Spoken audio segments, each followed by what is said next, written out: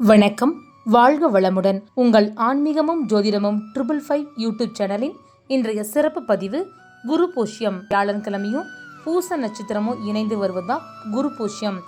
இந்த நாள் ஒரு வருடத்துக்கு 2 அல்லது 3 முறை மட்டும்தான் வரும். இந்த நாளுடைய விசேஷம் என்ன அப்படின்னா, இன்றைய தினத்துல தங்கம் வாங்குவதால அது பல மடங்கு பெருகும்.